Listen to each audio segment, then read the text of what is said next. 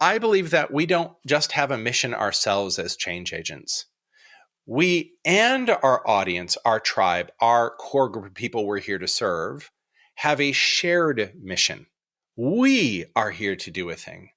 And part of how we build an audience is speaking that reality into existence.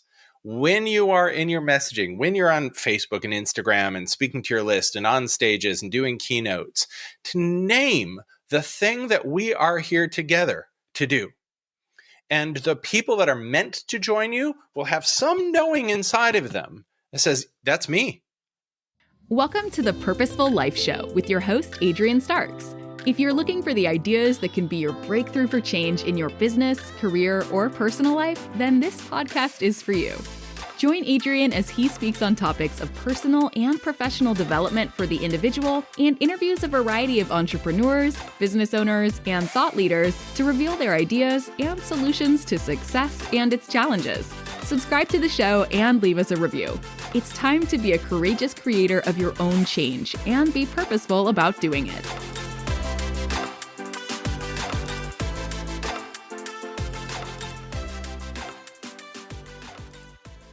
Well, hello, welcome back to the Purposeful Life Show with your host, Adrian Starks, and I'm excited to share a new episode with you. But before we get started, make sure you go ahead and download this podcast into your favorite podcast platform and subscribe to the show. Today, I have a special guest on, and we're going to talk about the power of messaging, getting into your core message, and also tapping into those core wounds, which is very interesting.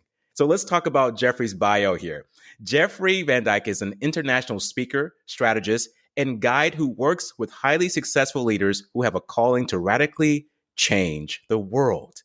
While at Microsoft, he personally designed speaking training systems to help world-changing leaders like Peter Jennings, Bill Gates, and multiple heads of state share their message more effectively with the world through online technology. As two-time president of the International Coach Federation in San Francisco, Jeffrey has spoken on stages in Australia, Europe, the Middle East, and across North America. Whoa.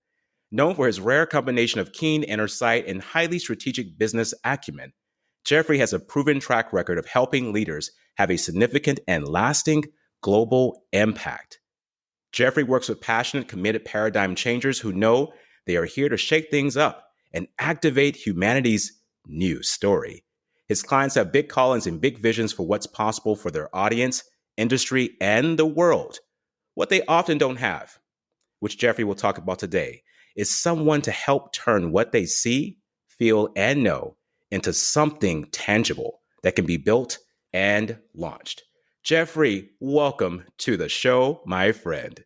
I'm so glad to be here. Thank you for having me. Oh, it's great to have you. And I want to get into this topic here of conversation about being a messenger, because I find right now there's a lot of messages going around, and it's kind of hard to decide what message is authentic, what is true, what is not. And you have a tag phrase, which I love, the courageous messenger. And that ties into what I believe about being a courageous creator. Mm-hmm. What is a courageous messenger, Jeffrey? To me, there are those of us with a calling to help change the story that we're living and how we create our reality, both for ourselves individually and for our collective society and collective experience, is with the stories we tell. Okay. Some folks in this world are called to be paradigm changers, called to say, hey, there's another way, there's another path for us. Now, usually the folks that I work with usually get these insights in something that might experience as something sacred or spiritual, or that deep gut sense of something that isn't necessarily logical at first. Mm-hmm. There's no proof that what you see as a new way of doing things will work or is the way. The only thing you usually have is your own gut knowing, your own inner sense that this is true. And I know it's true because I feel that it is true. Right? So the first thing is you've got to self-validate when you are a paradigm changer.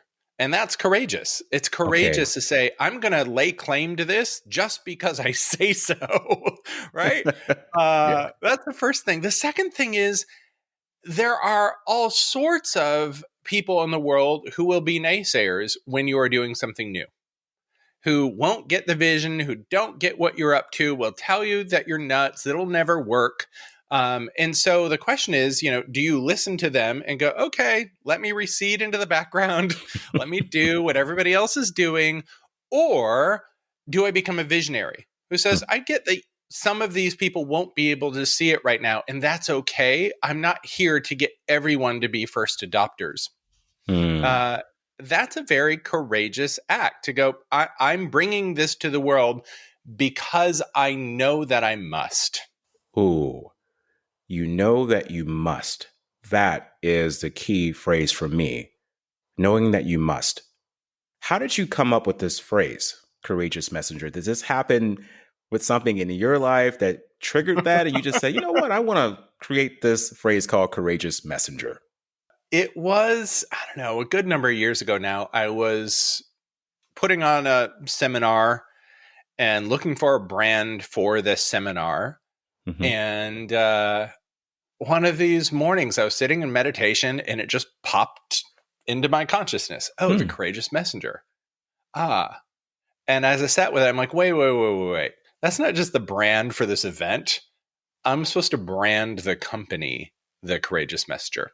And part of the move from using my own name, jeffreyvandyk.com, to the courageous messenger was a move from me being the primary kind of guru, which is how a lot of marketing in this space is usually positioned, into it being about us as a community and our role in society. And really wanted to move the attention from me as the primary thing to us as a collective of people called to do a thing in the world. Beautiful. I had the same type of kind of feeling when I developed what I was doing, because it started from just me first to about a collective group. And I think that's where we can really get into serving people on a high level. And I love how you said that you happened during meditation, because I feel like we have to go inward to find that true why or the purpose behind what we're doing. I watched this video that you had, Jeffrey, and you spoke so eloquently about the reluctant messenger. And I want to talk about that a little bit, because I find that what you're doing is courageous. That's great. But there's a lot of people who are not there yet. And they have these traits and habits, and they're just not connecting. So what makes a messenger reluctant? How does that happen? First, let me say, I don't think anybody walks around in the world feeling courageous, even if they're acting courageously, right? Like, I don't perceive myself as courageous. I still experience myself with tons of reluctance, and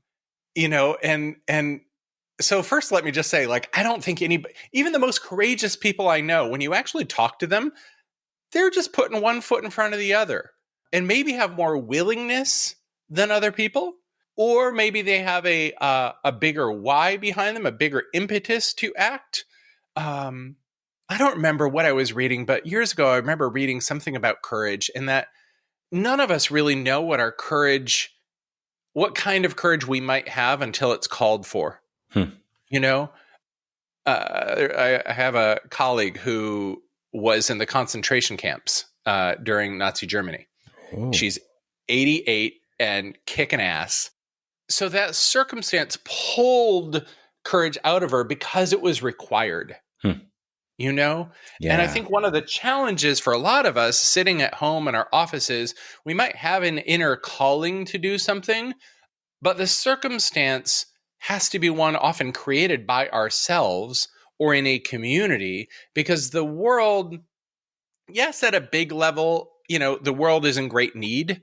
But in our daily, on a Tuesday at 11 a.m., are we really feeling that? So to me, the reluctant messenger is this.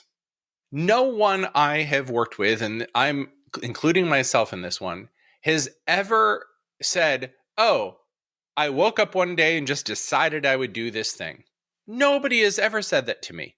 They all say, this is a calling.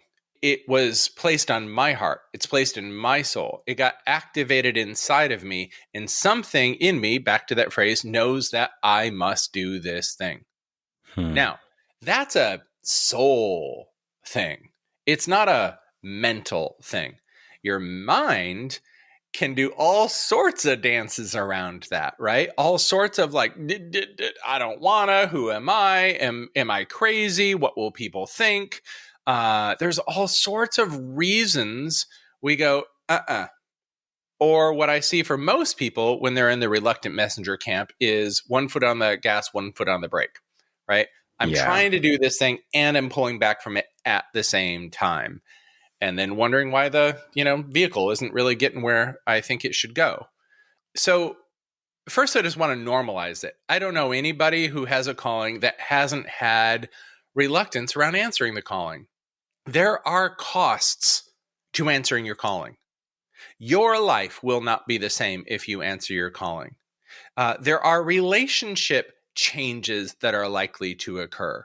Some of the clients or friends or maybe even close people in your life won't necessarily be able to go where you're going if you answer your calling. Your calling will take you more deeply into you than almost anything else in the world because it will call out who you must be to answer the call. Interesting. I like that. And what are some of the costs that people will have to possibly go through? Can we give some examples? Like you mentioned one with relationships possibly, but what are some other things that we should be aware of? From a really nuts and bolts standpoint are like business changes. I'm working with a very highly successful real estate developer as one of my clients right now, for example. He got this calling, this vision about a way to develop real estate that when people enter these buildings, they drop more deeply into who they are. The call is use real estate as a way to help people with self-actualization. Now, nobody in the real estate world is talking about that. That's not a thing yet, right? He's the person to make it a thing, make it the new standard. That said, his business will change as a result. The work he used to do won't be the work that he engages in anymore, right? Okay. So the question, and as I've grown, let me make it a little more subtle. I've been doing some variation of what I do for 16 years, right? Left Microsoft, have been coaching, etc. Since then. But the format and framing of what I do and who I do it with has changed over time. There are people, and I've got people in my world who've been following my work for a decade or more. And some of those people at certain times can't go with me where I'm going. It was only in the last year or two that I really started speaking specifically to paradigm changers. I used to talk with people about, their life purpose and making their purpose their work and the marketing side of that. So anybody that's doing purposeful work, I can work with you around your marketing. But now I've put a hard stop on that. If you aren't up to paradigm change in one way, shape, or form, I'm not your guy anymore. And when I really made that declaration, frankly, it was scary because I'm like, I don't know how many paradigm changers are on my list. I don't know how many buyers I will have for this kind of work. I don't even know if my list will respond to this conversation, right? I don't know how to market helping paradigm changers. And it took me a while to even get to the point where I go, oh, yeah, okay, what I'm doing for paradigm changers is packaging. That's my packaging and messaging, right? That's where my genius zone lies. In terms of the external, why are you paying me piece, right? But that piece of is my audience going to come along? And the answer is not everybody will. Yeah. The other answer, though, is that there are always people waiting for you in the place you haven't yet gone, right? This real estate agent client I mentioned, he would not have been my client 2 years ago. I wasn't in the place to serve him 2 years ago, So a lot of the concern is I know what I'm leaving in my business, but there are no guarantees in where I'm going yet. Okay. And that's the reluctance, right? So bottom line, will I be able to pay my mortgage? That's a good question, right? That's a question we all have at the end of the day. And I like that idea of the reluctance because if one thing you said that really stood out to me was 1 foot on the gas and 1 foot on the brake. Yeah. And there's this part of us that goes, but then we stop. And then we hesitate. And then sometimes we go backwards. And this reluctance can come across to a lot of people as, do they really know what they're doing? Are they really trustworthy? What's going on here? Is there something that's not connecting? And I want to talk about now that we can move from a reluctant state, how does one become an effective communicator, Jeffrey? Because you specialize in this, and you have, of course, in your bio, set many great people up with these programs to help them be more effective. But could you give us a little bit today, just maybe a couple of clues about what it's like to be an effective communicator? Yeah. So I'll speak to a few things, and then we can get maybe into some of the mechanics of it, or the how we get there. Okay. To me, the bottom line with being an effective communicator is, how deeply are you connecting with your people? Okay. If you're not connecting, they're not going to follow you, full stop. And connection to me happens on 3 levels. Traditionally in marketing, we say people buy with emotion and justify with logic, right? So you need to speak to their heart, you need to speak to their head. I say there's a third arena we must activate as well, which is the energetic arena, or another way to say it would be their body. Does their gut, does there something in them go, I don't know why I'm drawn to this person, but I just am. I want to lean in, right? And that's not just a heart thing, and that's not just a head thing. That's a body. My body physically is leaning in. That's an energetic draw. And we know that so much communication doesn't happen verbally, right? Right. Right. There's so much that happens on the energetics, because I believe every single audience member, if you're entering paradigm change, which is, I'm leaving the known world. I'm choosing to leave the known world, which is scary as hell, right? And this is whether you're an individual or an industry or a company or whatever you're working with. Like, if you're bringing them into the unknown, that is scary. And so the unspoken question that every audience member has, if you're a paradigm changer, is this: if I lean in and go on this journey with me, do you have the capacity to hold me? Or are you going to crumble under the weight of it? That's it, right? Wow. Good Are you question. going to drop me, or can you hold me?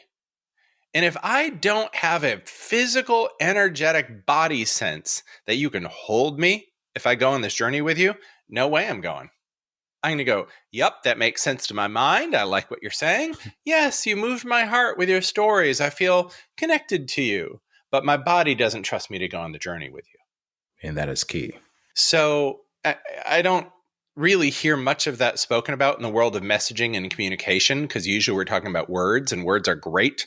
Words are best, though, when they're lined up, when the mental conversation, the heart conversation, and the body conversation all works, when it's all lined up, right? And then we go, oh, let's go. Let's rock and roll. And those are the real leaders we trust and follow, particularly, again, around paradigm change. Paradigm is the way in which you see the world and the way in which you see yourself. And that's as an individual, or we as a company. We are this as a company. This is how we see ourselves. Or as an industry, this is how we see ourselves. And so when you're a paradigm changer, you're changing the conversation at the identity level.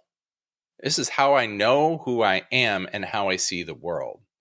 And of course, the ego's number one job is to create and maintain a consistent sense of identity.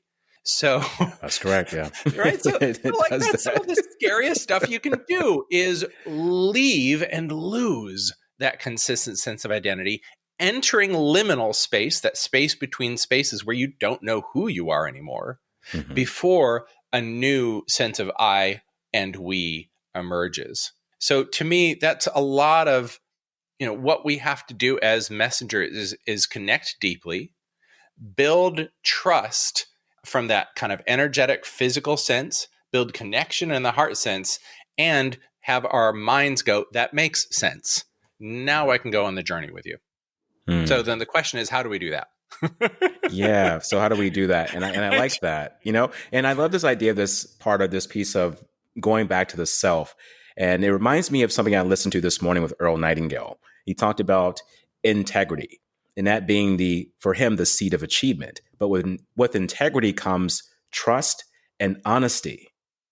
the honesty with ourselves, trust with ourselves and our audiences. And I think that we're in this time and era now, Jeffrey, where I love what you're doing, because many of the leaders out here, I think we're losing that perspective of getting back to that part of ourselves where we can energetically connect authentically and honestly with our audiences, because they're wanting someone to trust. They're wanting someone to, like you said, hey, are you going to drop me? Are you going to crumble? Or are you going to carry me along here? And Yeah. this thing that you're doing now, this marketing strategy of helping leaders get to that place, is absolutely phenomenal. And I want to tap into this marketing strategy a little bit here, because you talk about going into the core wounds of the individual as a means of expression, which you just mentioned earlier, which I find interesting, because with marketing, we tend to do the opposite. We tap into the core wounds, or we would say the wants and needs of our clients or our industry. But what you're doing is you're rewiring this back to the messenger, which I find kind of interesting. So why even go there? And what does this do for that person if they're tapping into their core wounds? Yeah. One of the things that I find is the biggest challenge for a lot of messengers is answering the question, why me? The imposter syndrome thing, especially when you have that sense of, I'm answering some internal calling that I don't necessarily have some external validation for. Why me? Mm-hmm. And if we don't answer that solidity inside of ourselves that can put a stake in the ground for others, to be a champion for them, to use your terminology, it's not there. So years ago, I worked with a woman, Suzanne Falter, who was one of the big online platform building experts in the market. And I had been trained in this life purpose methodology. And I thought, well, I met her at this conference, and she said something that struck me so deeply. She said, your platform is the 1 square inch you can drill a mile deep in the market. Whoa. And I thought, well, hell, you just named the big challenge, because most people don't know where that 1 square inch is, so they never drill a mile deep. Right? And when you can't drill a mile deep, you never become known for something. Exactly. And you can't build a brand and build a movement around it. So I thought, okay, well, I'm going to help people bring this life purpose methodology to platform building, help them find their purpose. We'll know the 1 square inch, we can drill a mile deep. Bada boom, bada bing, right? Love it. Didn't work out quite like that. First, it was too much work and too clunky. But second, I found that people started to freak out about power issues when we branded them. We'd build a brand and they'd go, holy crap, that could be a multi-million-dollar brand. And something inside of them would say, I don't know if I'm ready for that, right? And it can be both the who am I voices, the imposter syndrome deflation voices, right? Imposter syndrome. But it can also be the I don't trust myself with that kind of power. Ooh, the other side of that it, one, right? Frankly, by the way, with the leaders I work with, that's a much bigger issue. Speaking of integrity, because wherever the wobble is, it's going to grow with your success. When you 10x your success, you 10x your mess. So you've got to attend to where that wobble is. So anyway, so I started working with people on their issues around power, the core wounds around power. And over time, Suzanne would say, I worked with so-and-so, here's the brand, here's the market, here's the market's craving. And I'd say, well, of course it is. Like, given who they are and what they've been through and what they lived, the stories that I've heard working with them around their power issues, of course that's the market. Of course it's the market's craving. And after a while, I thought, well, gosh, could we reverse engineer this? Could we start by looking at someone's life's journey as a training program for their life's work? And see both who they are, who they're meant to work with, and what they're meant to do for that audience.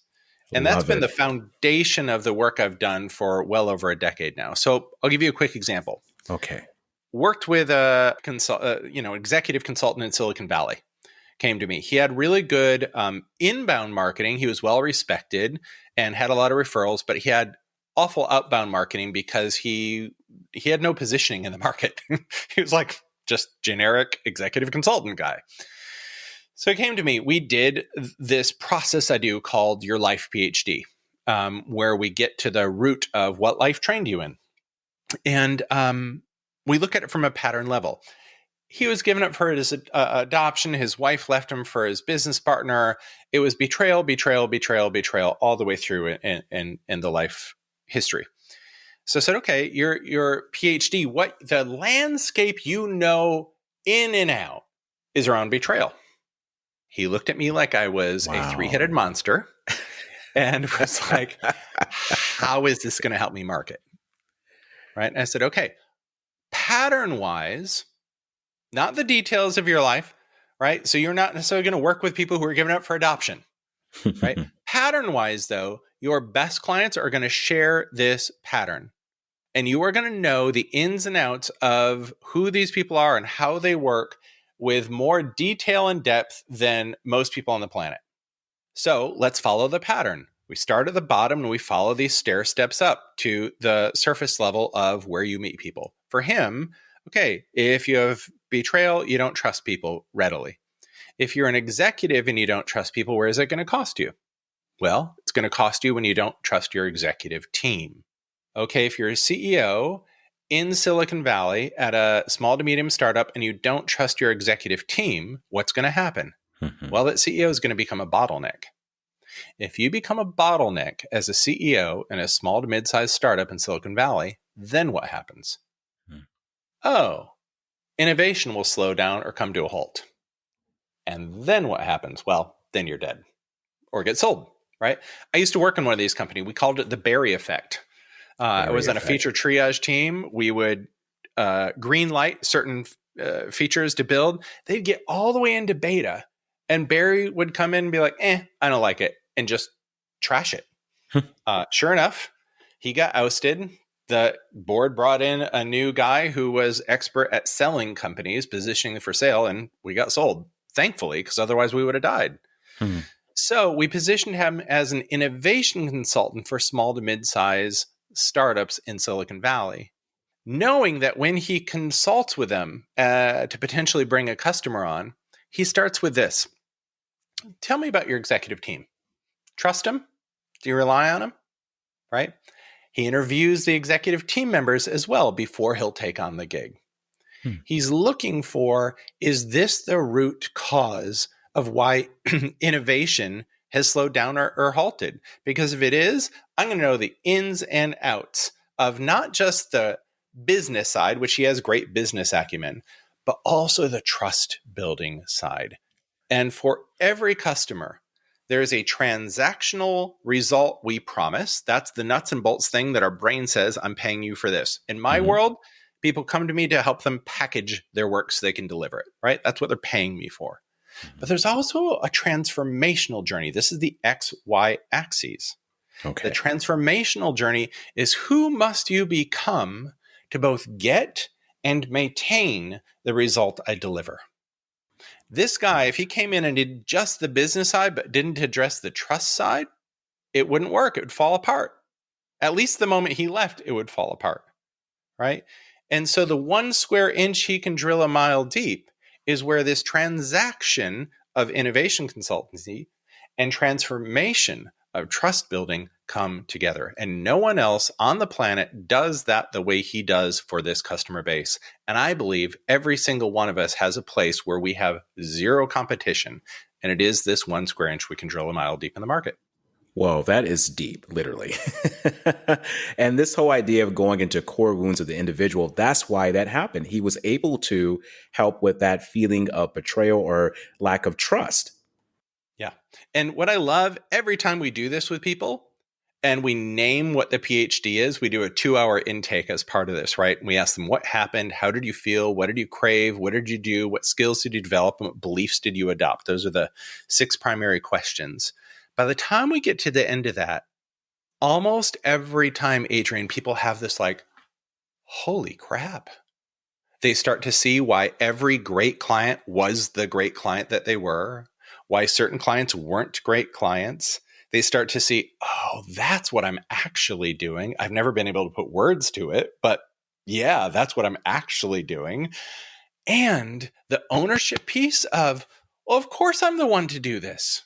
My entire life prepared me to know and do this thing. And that's when that ownership piece really drops into place for people. I love it. And the fact that you're saying that just gives me goosebumps because I'm thinking about what I was doing with my messaging. My messaging is about changes and challenges because I went through so many unexpected challenges and changes throughout my life, and I hated it. And to this day, I still don't like them, but I'm intrigued by them.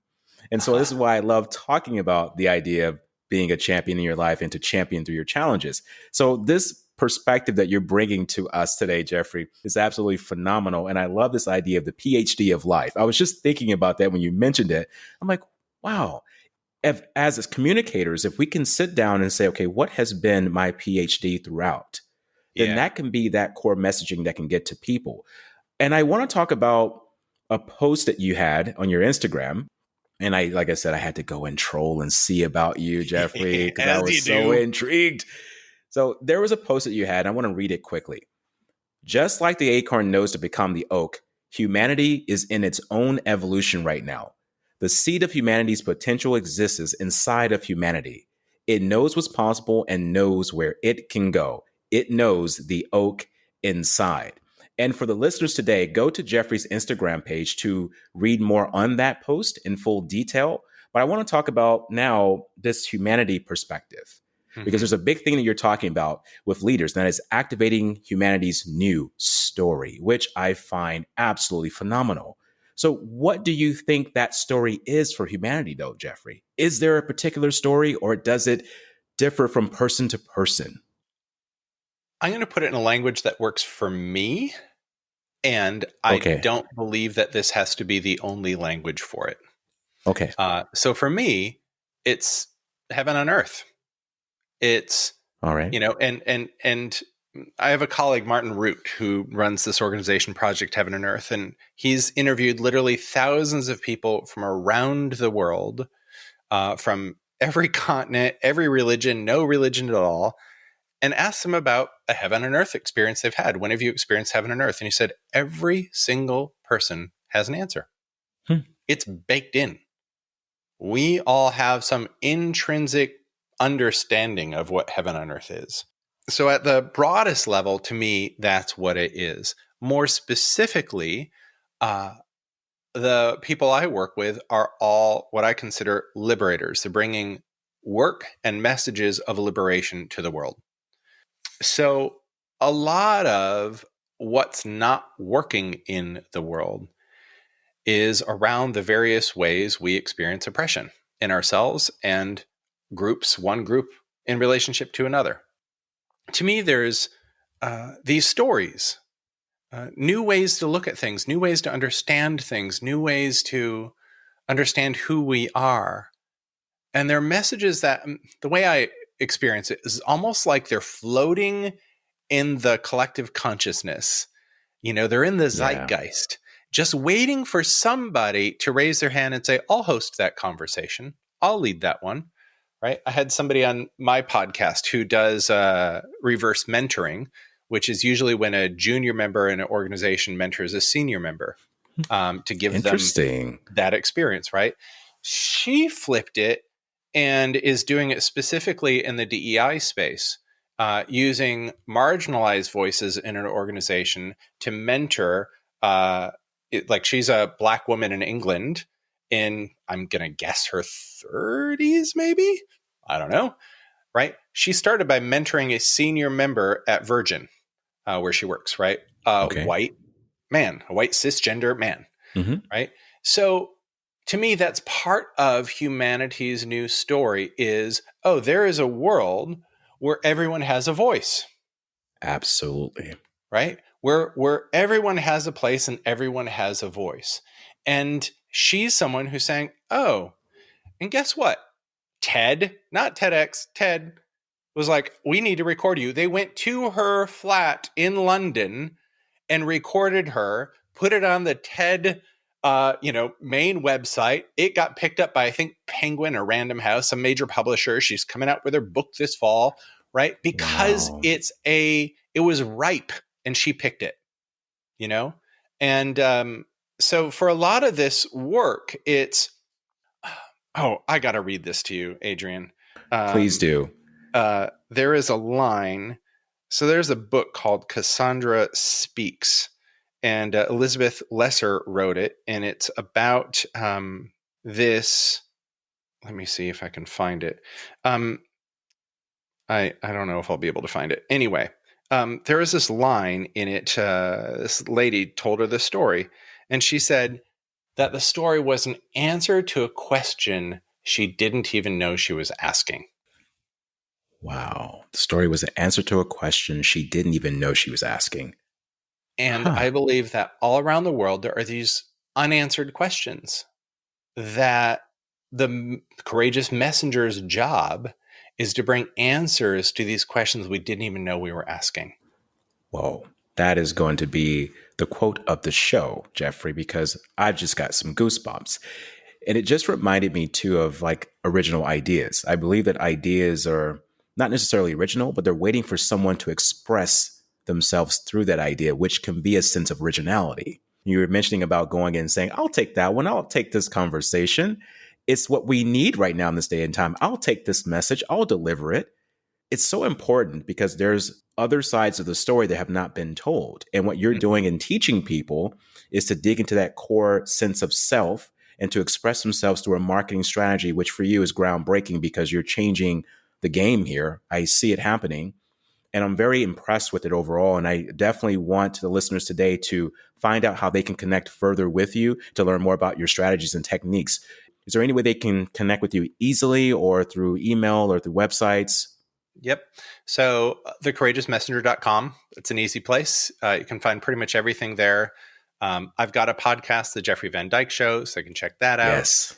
I've got a Facebook group called The Courageous Messenger. I do a live stream every Tuesday morning at 9 a.m. So there's lots of ways to plug in that are free of charge, and just to start to get into the work and get into this world. I love it. I want to add this piece before we go. Mm-hmm. Part of, and this is the champion piece. One of the things I've been working most lately on with people is what I'm calling mission-based marketing. And it is that our audiences don't just want help solving their problems. They actually want to become the person that they're waiting to become. Absolutely. And oftentimes, as they do that, their problems become null and void. They just fall apart. They just aren't there anymore because they aren't that person anymore. I believe that we don't just have a mission ourselves as change agents. We and our audience, our tribe, our core group of people we're here to serve, have a shared mission. We are here to do a thing. And part of how we build an audience is speaking that reality into existence. When you are in your messaging, when you're on Facebook and Instagram and speaking to your list and on stages and doing keynotes, to name the thing that we are here together to do. And the people that are meant to join you will have some knowing inside of them that says, that's me. That's right. I am meant to be part of that mission. And what happens is not only do they feel seen and validated and understood, they also feel that there is a tribe of belonging for them where they don't have to do it alone. And that is a key critical thing for paradigm changers, those out on the edge that often feel so alone. And if there's one messaging tool I would give people, it's to start to really name what is the thing that me and everybody I'm here to work with are meant to do together. And that's when you move from a practitioner that just delivers services into a tribal leader that creates movements. Whoa, a tribal leader that creates movements. I love that because it's all about that group. Who are we trying to send the message to and who do we resonate with? And I think that's so important to find, like you said, your vibe attracts your tribe. And I believe that truthfully in this world of marketing and business, because you're not going to appeal to everyone. You're not meant to. This is why we have a difference in how we eat food and how we see movies, read books. There's so many different variations. And I think that we need to understand that. And I love how you're bringing that to the forefront here. And it comes back to what you were saying, being that courageous messenger. And also this idea of going back to our core wounds. What has made us up until this point? What is our life's PhD? So for our listeners, I want you to think about that. What is your life's PhD? reach out to Jeffrey so he can see how he can help you navigate and build that map to get to the people you need to get to, because there is someone waiting to hear your message and you cannot be reluctant about it anymore. Jeffrey, one more question for you. What does it mean for you to live a purposeful life? To sing my soul's song fully. I love it. To sing your soul's song fully. And Jeffrey, that's why you are the courageous messenger. Thank you so much for being on the show today. And it's been an absolute pleasure. You got it, Adrian. My pleasure. Thank you for having me.